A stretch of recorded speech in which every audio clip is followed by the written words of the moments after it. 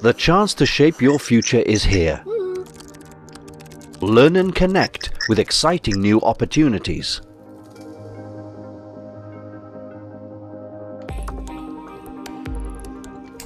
Are you ready for the next step?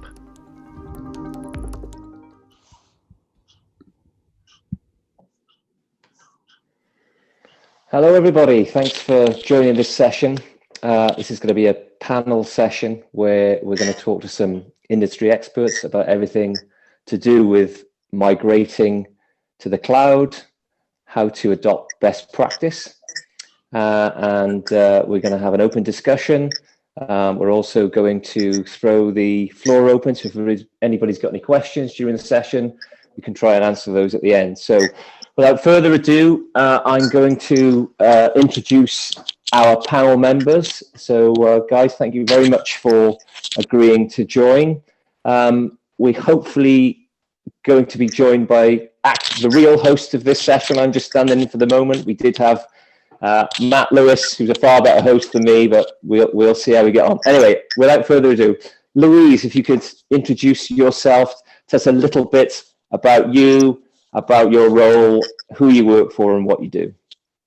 Yeah, thanks, Jim. Morning, everyone. My name is Louise Pierpont. I'm product manager for the cloud platform at DVLA. If people don't know what DVLA is, it's the Driver and Vehicle Licensing Agency. So a nice long name there. And probably our goal is to get the right drivers and vehicles on the road. And the cloud platform plays an integral role in that in terms of the digital services we offer our customers and the increasing digital services that we've been offering over the last 5 years. So yeah, that's it from me, Jim. And Sheen, if you could introduce yourself as well, please. Morning, everyone. My name is Sheen Brussels. I'm a senior engineering manager working for the Lego Group. And within the Lego Group, I belong to the team that looks after the e-commerce side of Lego.com. So if you go to Lego.com to buy Lego products and go through the checkout process, that's all our team. It's a responsibility. I've been with the Lego Group nearly 5 years now, and during the 5 years terms, last 3 years or so, working with the serverless and cloud technologies as part of migrating the old on-prem monolith e-commerce platform onto the cloud. Yeah, glad to be here. Thank you, Sheen. Thank you. So Matt's just joined. Matt, the actual host. So I'm going to revert back to being a panel member. So I'm going to introduce myself, Matt, and then if you want to hand over, we're just doing the intros. You can introduce yourself, and we can go into the session. So my name is James Carney. I'm the CTO of a company called Mobilize, which is a Swansea-based cloud consulting company. We do lots of things to do with the cloud, including migrations, cloud automations, cloud analytics, AI, ML, IoT, contact center automation, and voice skills. Over to you, Matt. Okay, cheers for that, Jim. Sorry for turning up late. We had a major emergency that just suddenly came up. So as obviously everyone's probably heard, that this is a session around how to get into cloud, the sort of approaches people are taking, and we've heard from the panel members now. So one of the things that I wanted to start off with was talking about how people have moved to cloud and getting in that sort of cloud journey. So I was going to start with Sheen in terms of from the Lego Group. People may have seen some talks, but back in 2017, the e-commerce site was a big monolithic application that was running on premises. So what happened from as the e-commerce site was back in 2017 to suddenly trigger that move to cloud, and how did you take those steps? Yeah, thanks, Matt. Yeah, going back those years, I mean, there are two main areas. One was the on-prem, the platform side, and the other side was the sort of the e-commerce application. So the platform was getting a bit difficult to scale and maintain because every release took a few hours, and it only happened, once in a few weeks or once in a couple of months or so. It was always a pain. On the other side, we had the legacy application, which was kind of a struggle to extend or add on new features and things like so. These two problems were going in parallel, and Lego Group had the idea of reaching out to more children and adults across the globe. So that meant we needed a scalable and easily adaptable platform. So those discussions were going on, and then came Black Friday event, which is kind of the the biggest sale, and also became one of there was a big product launch. So that platform miserably failed. And that kind of then became the trigger point to look for a better alternative and kind of accelerate this sort of, the thinking and doing something. So that's when we started to basically decouple a few of our, the backend to monolithic applications. So like the e-commerce application will talk to another on-prem SAP, and SAP will talk to another on-prem third-party application. These connections were making us, giving us trouble. So we tried a few things, but then we thought, okay, let's do something cloud-based, because then we know that is scalable, and that's how we introduce serverless in a very, very smaller way for a particular simple service. So that worked, but still we had this sort of a dilemma of whether serverless was a fit for the checkout, the traditional checkout operation. So read so much of cloud and serverless, and attended the conferences, talked to people, but the 100% serverless idea wasn't still there. So cloud, yes. Containers, maybe. Then we started to gain the confidence from the industry, talking to people doing online, sort of the transactions serverless, and also then working on few background or backend services on serverless. So that way we gained the confidence, and then we said, okay, this is good for us. We can kind of move forward, and will give us the speed. And that's sort of how things happened. Okay, awesome. Thanks for that. So it was very much sort of baby steps with a small couple of services being released at a time. Exactly, because yeah. And then going across then from retail to public sector, central government. So a question then to Lou in terms of what's your experience been in terms of moving to cloud and adopting cloud? So nothing quite like Sheen in terms of the Black Friday scenario, but I think for us it was kind of a similar approach around being able to deliver at pace. We've delivered kind of many projects at DVLA on our kind of traditional legacy systems, which can take some time to deliver and deliver that service to our end user. So probably the catalyst for us was the government's digital transformation program. We were fortunate enough to be part of that and to be part of their exemplar program, which probably allowed us to dip our toe into the water and use some of our cloud technologies to speed up some of our delivery and see what benefits it can offer us. So that was the catalyst for us.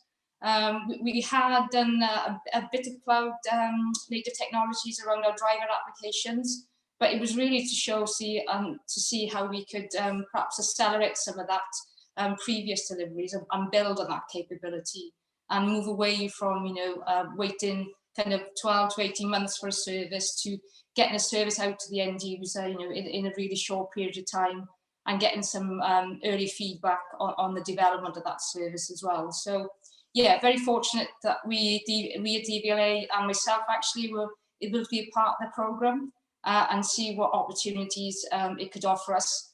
And that's probably the catalyst for us expanding our cloud capabilities at DVLA. So yeah, I think it was a good nudge, and a nudge we probably needed as well. Okay, thanks, Lou. And now the same sort of question to Jim, and I guess it's probably different in terms of, your company helps clients working across a variety of different sectors. So do you see a common approach? Is there some sort of commonalities that you see with the clients that you work with? Yeah, absolutely. So as you say, we work across a number of different sectors, from central government to local government to retail to pharma to manufacturing. Every sector you can think of, financial services. I think there's two themes which tend to come out looking on the sort of projects that we've worked on and helping those customers move. I'd say theme one is driven by enterprise app moving. So things like Sheen talked about, your back office, your ERP, SAP systems. That tends to be more of a kind of a lift and shift type approach, moving those onto a cloud platform and then applying some of the automation that you can put in, like codify in the platform.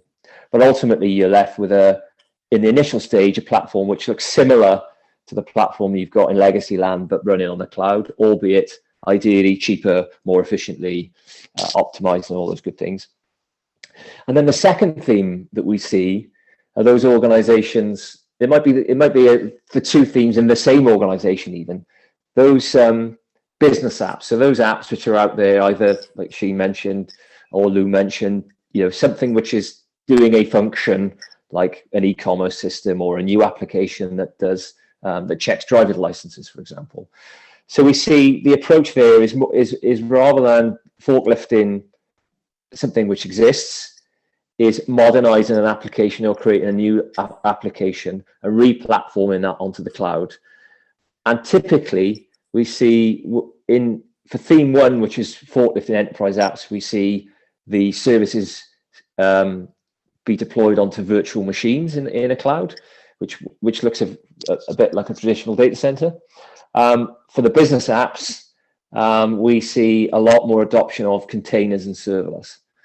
So that's kind of the two themes. Back office systems seem to be quite traditional. Business-facing apps, which interact with other businesses and consumers, much more dynamic, much more likely to leap that further forward into sort of container or serverless land with all of the DevOps pipeline automation that goes around it. Okay, thank you. So it's kind of interesting. There was some sort of common themes that were coming up there in terms of, like Lou was talking about an exemplar, so taking a single service, Sheen talking about trying to break apart an existing service. You're talking about, taking a single application, moving that to the cloud. So then once you start on that journey, I guess the next challenge is about embedding best practice. So if we go back to Sheen again, I know that Lego is fairly synonymous now with this sort of modern serverless cloud native technologies, but when you're using these types of services and where things are very different from a cloud native perspective as against services that maybe or technologies that you're running in your own data centers, how do you ensure that best practice is followed? And there's a common term that you hear, both in things like AWS and Azure, where they talk about things being well architected. So how do you ensure that new services are well architected? I think it's important if someone is listening and wanting to move to cloud and serverless, remember that these best practices don't come in day one. So they evolve gradually based on experience. So for us, when we finally decided, okay, serverless seems to be looking good, working well. So that is the way. Then serverless first became one of our guardrail or principles. So that means there's no further discussion. There's no debates of doing that or this. So this is good. Let's go. And then few related principles like let's use the services already there with the provider, managed services. There is no point in kind of rewriting or reinventing the stuff. So that became sort of one of the guardrails. Then the little things like how do we make sure that we don't expose, say, customer data? So that means guidelines for engineers, how they log things out, and also how and where they keep the data, what data can be kept where and what can be visible, and all the controls. So these things gradually became a sort of the best practices into the team. The AWS well architected or the serverless lens was nowhere there at that stage. Then kind of slowly added on. And also it's important when we move to cloud and serverless, not all engineers going to have this sort of the security mindset. They won't understand these sort of least privilege principles and things like that. I still remember back in the days doing code reviews, people, kind of trying to give permission for a Lambda function to read all parameters from parameter store. So those sort of situation, you need to educate them, make them understand why only you need to get this parameter or update this one. Is that, across different services, let's start something slowly develops. So these things then become best practices, documented and gradually grows, and then come to a stage where we can expose the, the well-architected framework or serverless lens to the teams. And then they will say, oh, yeah, we already have this one, as part of our practice in here. So that then becomes a bit easier for everyone to see that benefit and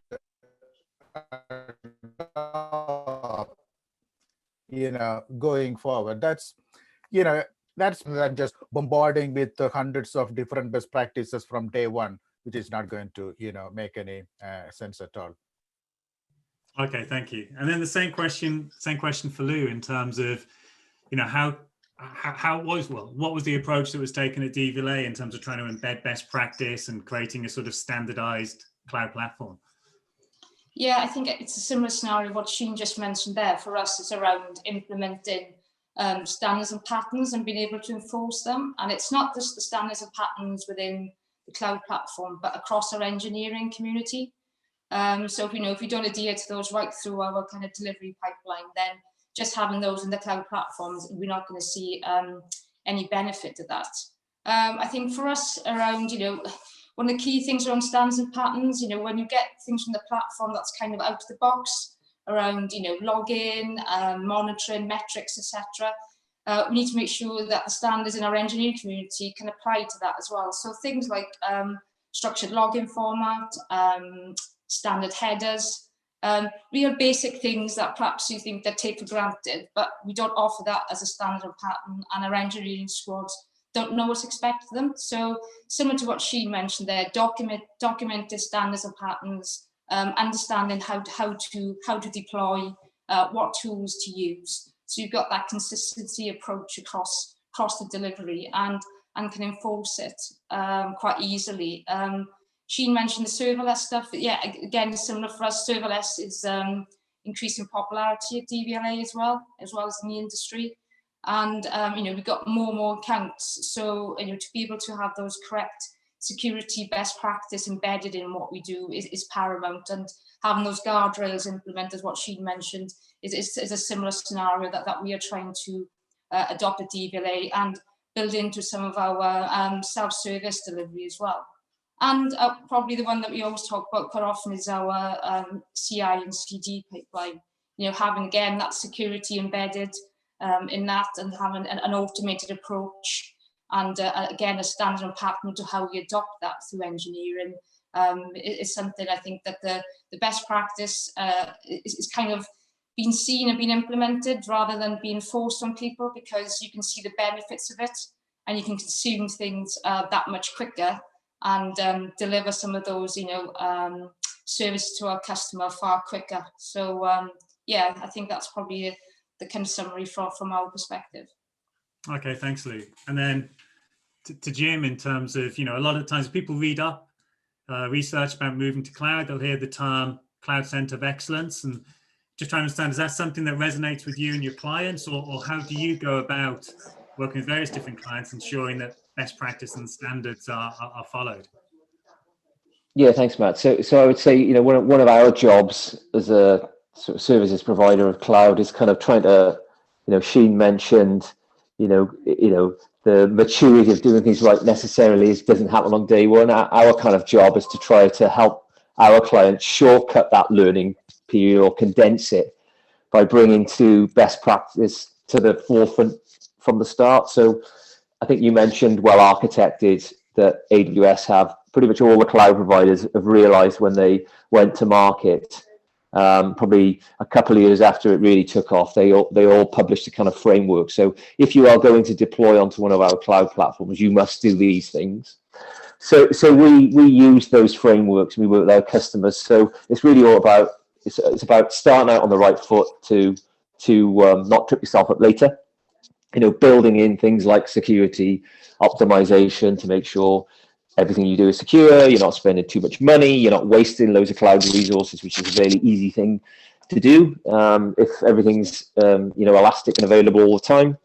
And then Lou mentioned about, you know, codifying and putting things in pipelines. So if you embed security and best practice in your automation, and you instill a culture of do things right in the code base, and don't manually get on the console and click and change things, and, you know, and not document things, then actually your deployment is more cost effective, more secure, and more efficient. So our kind of job, working with our customers, working on Cloud Center of Excellence, is bringing all that technology in, helping them with the culture, helping staff be trained on adopting those principles.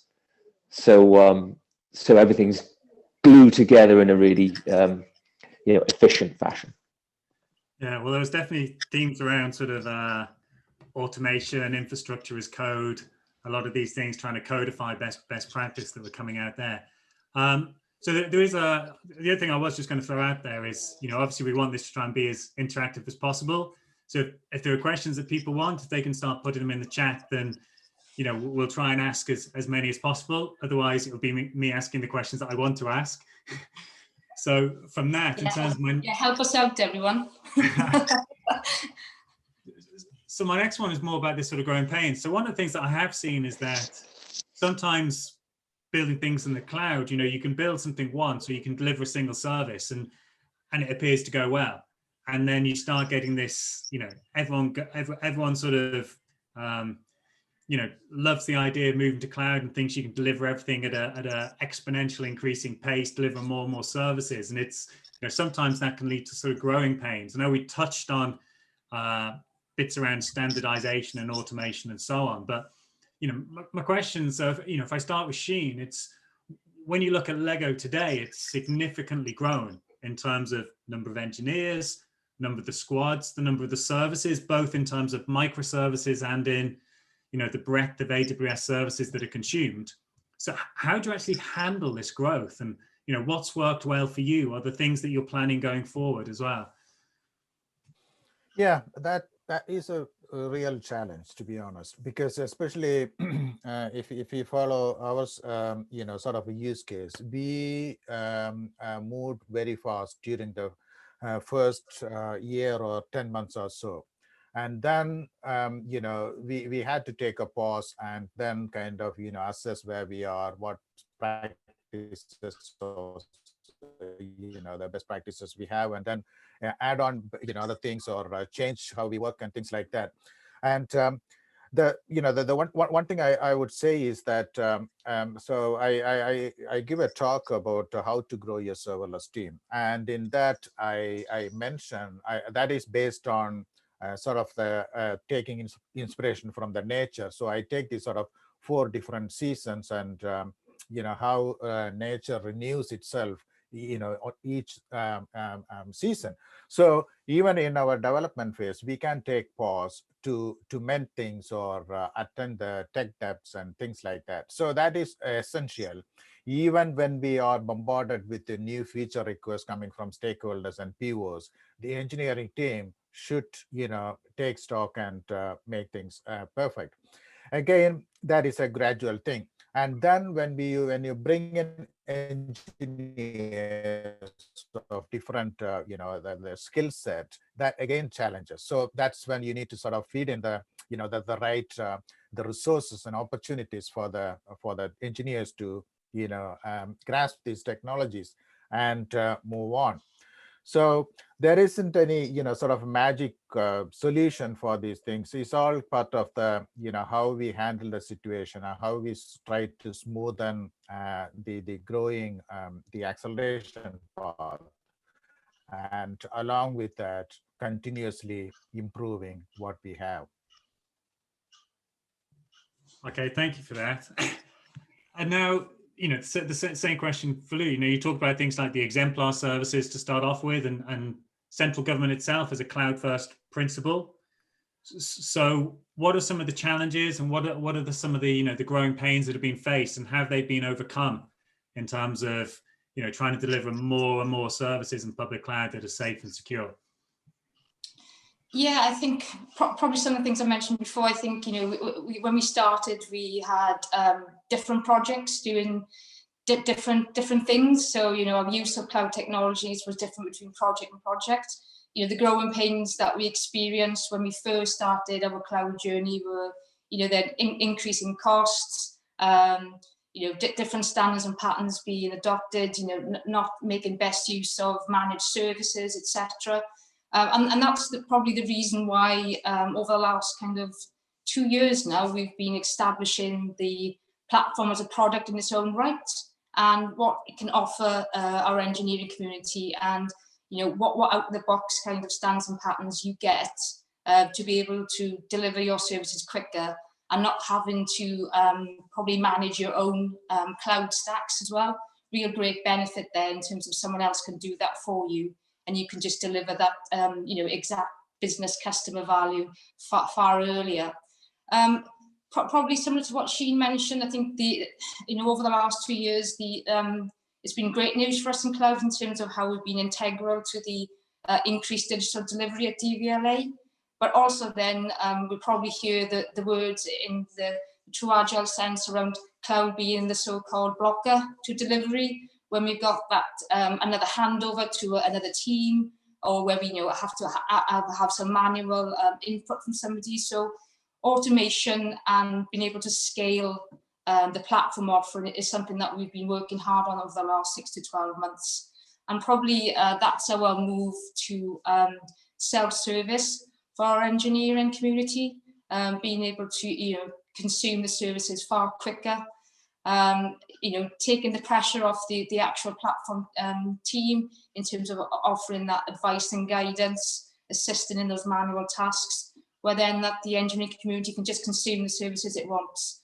And we're already seeing the benefit of that from our digital delivery at DVLA during the current pandemic, where the benefits of the cloud have been kind of integral to being able to launch services in 6 to 8 weeks for the end user, and self-service has been a key part of that. And again, as Sheen mentioned around serverless, we know that we move into that environment far quicker, and we need to be embedding that security and guardrails into our self-service platform as well. So that's probably the biggest challenge for us at the moment, is to be able to scale out the platform's services and ensure we can meet our customer needs, and that's both internal and external.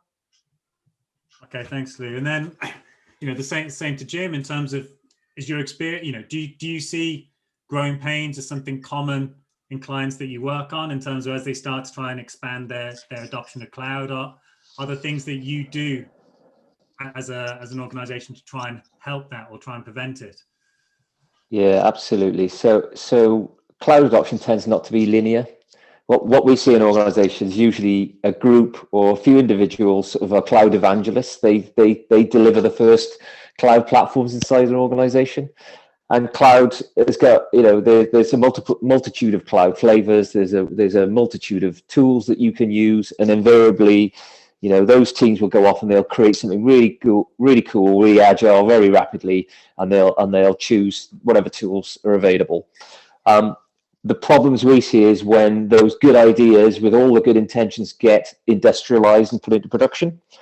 And that might start well, but as you scale up, then you hit the buffers of the sort of growing pains. So what we do quite a lot is work with those organizations, sort of get them to take a bit of breathing space, step back, a bit like she mentioned, a bit like some of the things that Lou mentioned, introduce that best practice, put those common sets of tools and services in, put the foundations in to allow the organization then to scale properly by setting standards, by introducing cost control, by optimizing resources, etc., etc.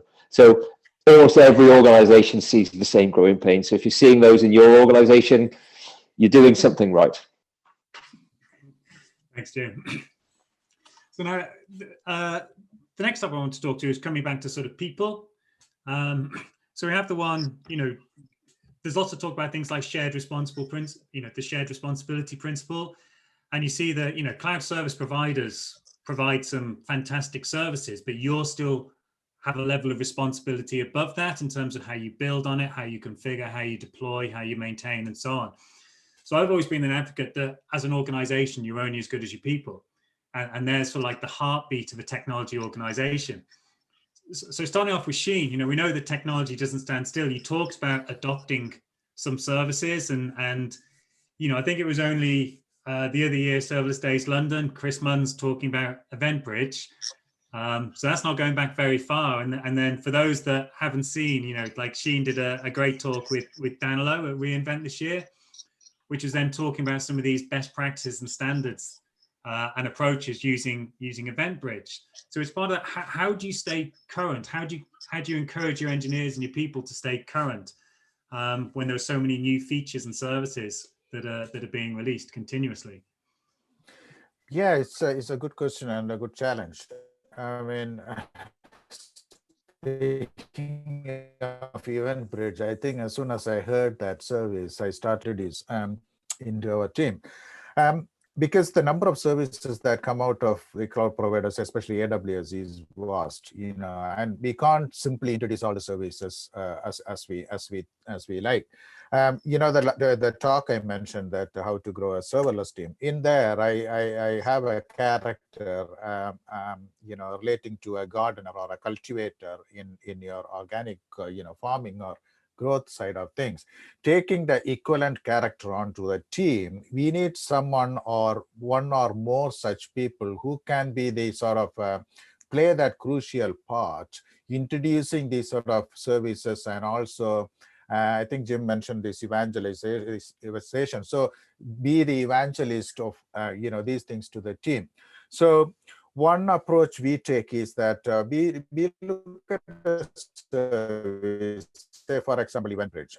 I knew when it was introduced that it was completely missing in the AWS space, because if you're from the old enterprise integration or the server and service person, etc., we know that we need a better, you know, service. So we started to introduce that gradually. Again, incremental is my, you know, motto here. And we had, you know, frictions in certain parts of the, you know, the teams, and in terms of how does it fit, why do we need, etc. But then when one service started to use, then the others see the benefit, and then slowly spreads. Again, at that stage, we simply introduced the EventBridge as just like an event transport mechanism, but we never enforced or forced the team to look at the schema registry or make sure the types are checks and things like that. So that is been one of our approaches. So slowly introduce the basic, you know, form of a service, if that fits, and then once the team comfortable, then bring in the other things.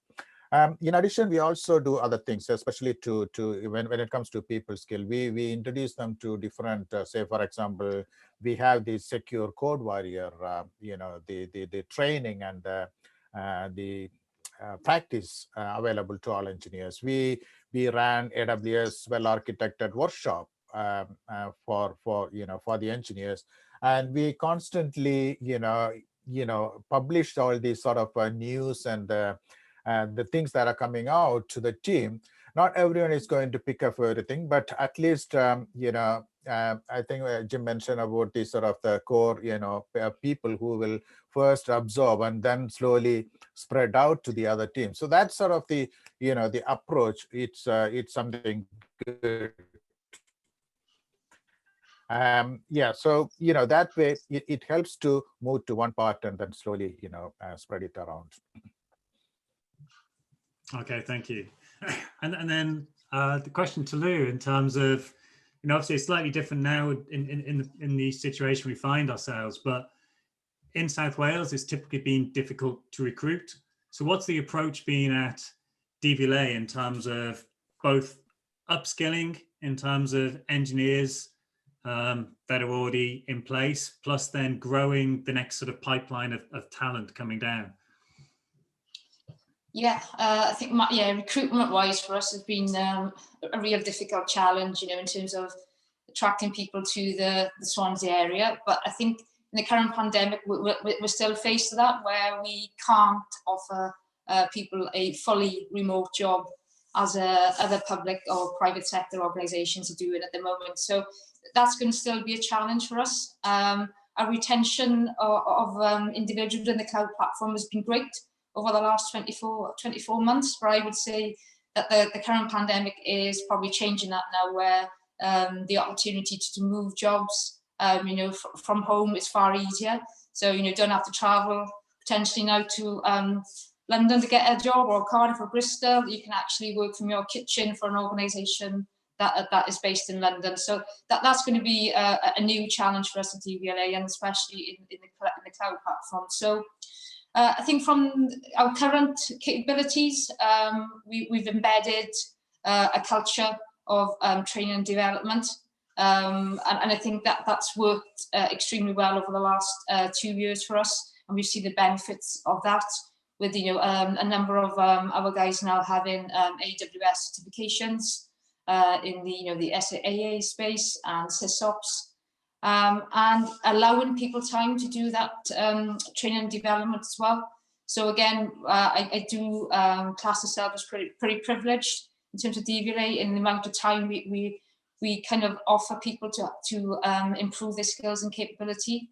And we try to protect that as much as possible when we do any of our development work as well. And probably, I would say one of the biggest things around training and development is moving away from what we traditionally see as a typical training program, classroom-based, somebody telling you stuff and you just absorbing it. We've got a different kind of approach. So things like game days, AWS game days have worked really well for us. Immersion days, where you get kind of hands-on experience of use of a product, see if you like it. And it gives us an opportunity to review the products we are using, see if they still fit for purpose, or whether we should be moving to new products. And I think things like reinvent, try and get everybody to jump into those sessions to see what's coming. And I know in the last reinvent, everybody came back and was excited about a few new products. Things like AWS Proton was a really key one that people wanted to look at. And then we look at that and how we can build some of those things into our roadmap as part of our continuous improvement. So yeah, certainly something we've I think is working well in terms of current people in our squads. And then probably in terms of retention of staff, people that are going to move on to new roles. What we don't want to go back to is expensive recruitment programs and not finding any individuals who would like to join us at DVLA. So back in last September, which seems like a long time ago now, we still went ahead during the pandemic and launched our first Cloud Academy program at DVLA. We launched that and we had over 300 applicants kind of apply for those roles, and there's actually only 10 people we could actually take through the first cohort. So it was really good to see that we had a lot of interest. Again, it was a program design that was industry standard, not DVLA based again, offering those certifications that you associate with cloud engineers. And then giving people a 12-week boot camp to become accredited. So a really different approach for us in terms of not embedding people into the squad, first of all, giving them an opportunity to get their certifications up front before joining the crazy world of cloud engineering at DVLA. And probably over the last, I said, 12 weeks, we've just come out with a boot camp, and which is really good news when you think you need at least 12 months experience in the AWS world to gain these certifications. But we've had 8 people passing the SAA exam, 4 people passing the SysOps exam, and the rest to do that over the next few weeks. So a real huge achievement to those individuals who come from a very limited background in technology and in cloud. And when you mentioned them, it's all about the people. I think from our perspective at DVLA in cloud, that's something we definitely put at the heart of everything we do, and we reap the benefits of that as well now. Cool. Okay, thanks, Lee. And now, same or similar question to Jim. I don't know. I imagine it's probably harder as a consulting partner because I guess there's almost a perception that you're the experts in this field. Yep. And I know, for yourselves, you're partners with both the likes of AWS and Microsoft. You've got deep expertise in containers and Kubernetes and serverless. So how do you stay on top of this, and how do the people that work for you stay on top of this? Yeah, thanks, Matt. It's not an easy job, actually, because much like some of the observations that Lou made. So how do we stay? We've got to try and stay ahead of the game a little bit, obviously, because we've got to put our consultants out there who need to be experts. The fact that cloud technology moves really, really quickly is both an advantage and a headache. So we have to constantly put our people on training, as you might imagine. They need to keep ahead of new releases and new products that have been released by our cloud partners that we work with. We have to, the challenge for us as a business, to retain our staff, who, the more we train, the more valuable, the more mobile we become. They become, should I say, is make sure we win lots of interesting projects for them to work on. So actually, interesting projects with new technologies and new services really keep our sort of engineers alive, and they really want to learn and consume new things. And also what we tend to do is we've got a multitude of different projects with different customers working on different technologies running through the business. So the challenge is trying to disseminate that knowledge across the other engineers who are working on other projects. So we adopt things like lunch and learn sessions, and which has been really good actually over the COVID period, because it's an excuse for everybody to get together and talk. When you look at our recruitment issues, we learned very quickly when we started to grow the business. We've been running for 6 years now. As we start to scale the business, we realized very quickly, especially in the early days, you couldn't go to market, ask for a CV for all the technology that we were asking for, because we were kind of at the, especially when we get to the containers, Kubernetes, and serverless end of the spectrum, you're kind of pushing at the forefront of cloud evolution. So there's not a multitude of people out there with those skills on their CV ready to go.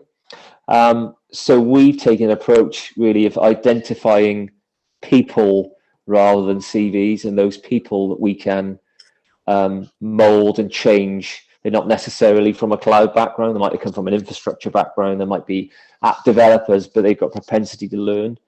So what we do is same as Lou mentioned, we kind of boot camp everybody that comes into the business. It doesn't matter whether they're a salesperson, a service person, an engineer. Everybody gets the same level of basic cloud training, and then we push then all of the new recruits who are our techie guys, even if they're not from a rich cloud background, through a certification and training program before we kind of let them loose on our clients. They might well sit in a project and shadow as part of their onboarding and training. So we typically plan 3 months ahead, or we try to, in terms of need. So we know if we can get someone in, I'm not saying from the zero cloud skills to up and running, but we push people through at least a 3-month pipeline before they're allowed to do any client work. We also have digital apprentices. So we look to partner with universities and bring through some of the younger members of staff, get them up, trained and certified, and come out at the end with great work experience and a degree in computing, and be cloud engineers. I think some of the other challenges that Lou mentioned is through COVID, we've got this ability for people to work remotely. So that makes potentially people more able to move jobs without, moving house and doing all those things that we used to have to do to up sticks and move to a different part of the country and get a new job. So, our challenge is to keep people trained, keep people interested, keep people motivated. And, touch wood, we've been relatively successful or very successful in doing that and retaining our staff. So we've got pretty low churn, and we constantly poll our workforce for satisfaction. And on the whole, we've got a happy bunch of guys and girls, should I say. But the reason why they're happy is the challenge of doing new stuff. So cool. So now, conscious of time, we're moving into the last sort of 15 minutes or just under. So we've got a few questions that are coming in. So we're going to try and do this as a bit more sort of rapid fire. So just interest in terms of responsive, but feel free to pass on. So the first question was, keen to get panel's thoughts on introducing cloud to the NHS. As an organisation, they talk about it, but seem very reticent to accept this technology. So I don't know if there's, if anyone wants to pick that up, or if, I don't know if, within things like DVLA and Lego, whether there was any reticence at all to start moving to cloud, and if there was anything that needed to be done to overcome it, or if it's something that you find, Jim, in terms of going to speak to organisations that are nervous to take that first step. I'll jump in first, Matt. Yeah, I think it's a really good question. I think from your cloud adoption, you need that organizational support and sponsor. I think it's something that we've experienced at DVLA. There's still a lot of nervousness in terms of adopting and going down the cloud journey, and potentially seeing it as a more risky approach, if that makes sense. So from my perspective, is around getting that organizational buy-in, and that could be around what we call a kind of a stakeholder community, where it's not just about the people working in cloud, but those key stakeholders in your organization that can play a part in that. And for us around it, things like getting our cybersecurity, our change governance and management teams involved, showcasing what you do, showcasing the benefits, and comparing it to perhaps some of your traditional approaches. And just, I know it's a bit of a cliche, but it's taking them on a journey with you. And I think we've seen the benefits of that, where some of the concerns or unknowns have been able to address by that open communication. And also, I would say that cloud training is not just for the people in cloud; it's also for your organisation as well. So if you can get people to be part of your certification program as well, I think that will really help. So I hope that's of some use. Yeah, I'll go next on that. So we actually do work with the NHS on a few different platforms. I think part of the challenge the NHS has got is it's not a homogenous unit. Obviously, you've got the whole way in which primary health PCTs work, primary healthcare trusts work.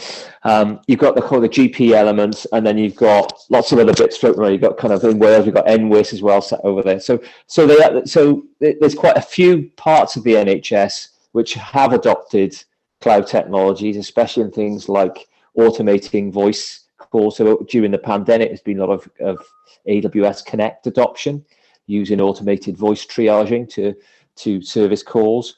We work with a couple of trusts in London on sort of re-platforming things on some of their new applications on a Kubernetes platform. But I suppose some of their clinical systems which sit in traditional data centers are some of those ones which are challenging to move. We've got the regulation which sits over the top. So my advice to anybody in the NHS thinking about moving, or somebody outside, or some of the NHS management, is bite-sized chunks. It's really difficult to do a kind of monolithic mass migration. Try to pick the things which could be improved, and then migrate those out. There's going to be some clinical systems at the back end which are going to be difficult. Leave those till last. Go for the low-hanging fruit. See if you can migrate out. The easier things, the things which will give you the greatest benefit for the least amount of effort. Well, and did you face any resistance at all, Sheen, or was it sort of knocking on an open door as a result of the Black Friday incident? Yeah, no, I don't want to touch too much on because both Liz and Jim covered beautifully. But one thing I would say is that if you look at NHS or a DVLA or the Lego group from outside, it may look as a, so big thing. But as Jim pointed out, when you go inside, there are different departments and the teams. They are all on a different, adoption strategy and applications, and sort of the things can be moved to cloud or serverless or et cetera, et cetera. So that way it's important to look. And in terms of friction, I think previously touched upon that educating the stakeholders and bringing everyone on board and, getting the buy-in is very important. So, and also the other important fact is don't look at technology with a view of proving the technology wrong. Rather, try to prove what is best for the business and for that particular, sort of the use case. So that way we can adopt, use the best technology rather than trying to, fight between this or that or this provider or that provider. Cool. And there was another question, so we'll stay with you, Sheen, in terms of the next question was, which cloud infrastructures do you use and why? Okay, so across the Lego group, we kind of standardize on AWS cloud, and I mean, there is no sort of the strict procedure that we have to. But when we started as part of Lego.com migration, looked at different providers, and we found that the AWS provided the number of services that we had at that point were so many, and also looking at or interacting with the industry experts and talking to other people from AWS, we sense that the sort of the support we receive would be also of equally good. So that's one of the main reasons why we thought of going with the AWS. I mean, at that point we already had AWS containers running custom applications and things like that. But as a main driver, I would say the number of services and sort of the tremendous support that we received.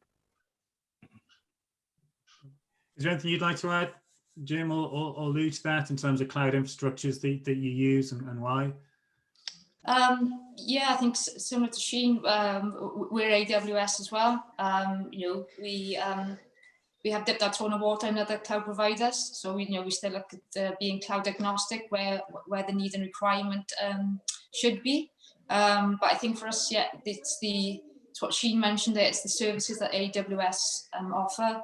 It's the well-architected framework as well. The tenets of the framework is something that we want to embed as best practice in the DVLA cloud platform.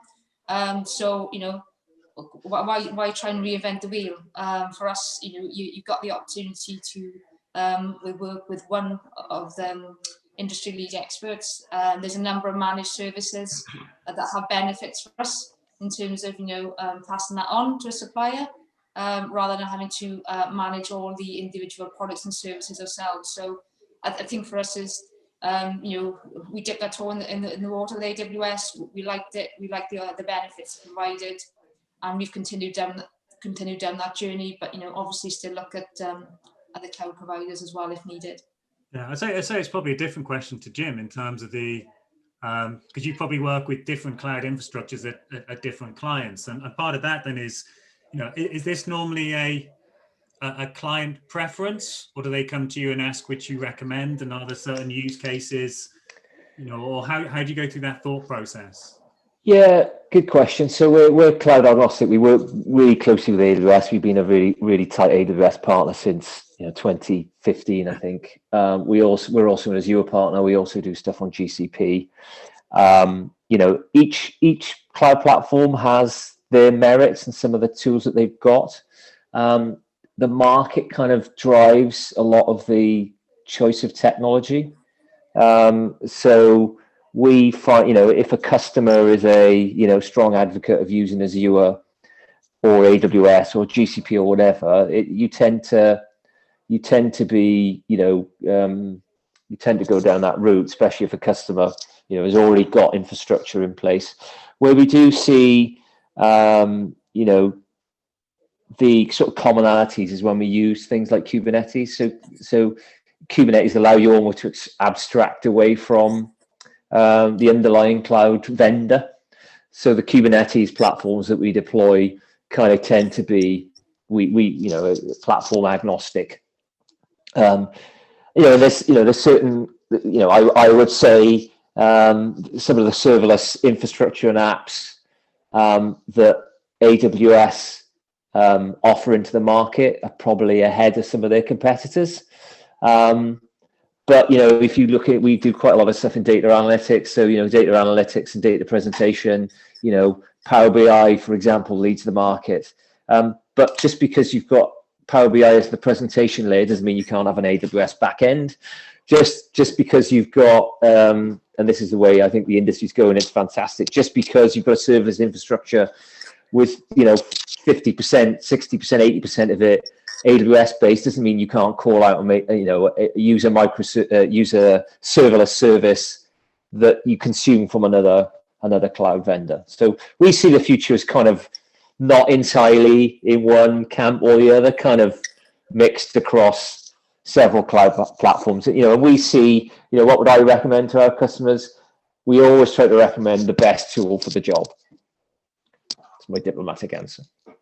Nice consultancy answer there, Jim. That's great. And I'm conscious we've only got a few minutes left, so I just wanted to wrap up. So in closing, I basically wanted to ask each of you in turn in terms of, what advice would you give either for someone who wants to start taking their first steps as an individual who wants to learn about cloud, or for an organization that's looking to take their first steps in adopting cloud? So we'll start with Sheen for that one, if that's okay. Yeah, sure. I think we already touched upon at various points the answer to this question. If someone is, completely fresh starting up, look at the use case and try to find which cloud solution will fit better, rather than, like I mentioned, trying to pick, okay, here is a technology, here is serverless, here is other thing, trying to prove something, this wrong or that wrong, trying to make your use case work better with the best technology, and take baby steps, as you mentioned, Matt, early on. So that way you can always evaluate and incrementally, iteratively, move forward. That's what gives us the, the sort of the comfort and the momentum to gain more knowledge and gain, speed as well. Thank you. And for you, Lou, any closing words of advice? I would say reach out, because there's plenty of other people who've gone through that journey. You can learn, from the pain points and how to address them, and learn what the best approach would be. So I think there's plenty of best practice. Whether you're a private sector or government organization, you can learn from each other. So I would say reach out and share that best practice, and also try and get some organizational sponsorship in terms of your cloud adoption as well. I think it does help and gives you that opportunity to go ahead and try some new things out for the scenarios that Sheen just mentioned as well. Cool. And finally, Jim, any closing advice that you'd give to people listening? Yeah, so if you're looking at a cloud adoption in your business and you haven't done anything yet, get online, do some research, join a local meetup group.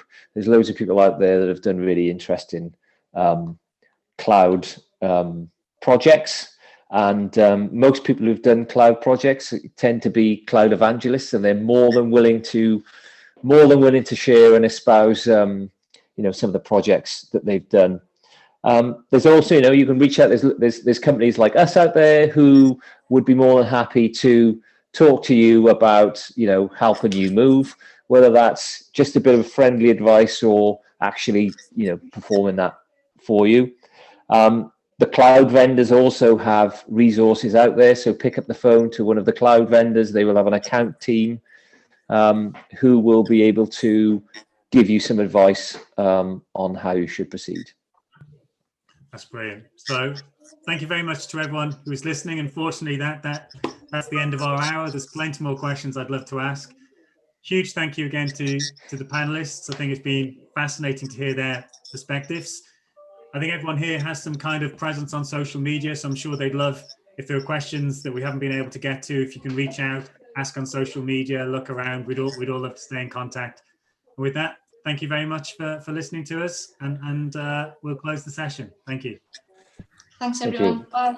Thank you. Thanks for having me. Thank you. Thank you for joining the Emerging Tech Fest. Join us again on our virtual live sessions or watch us on playback anytime, anywhere.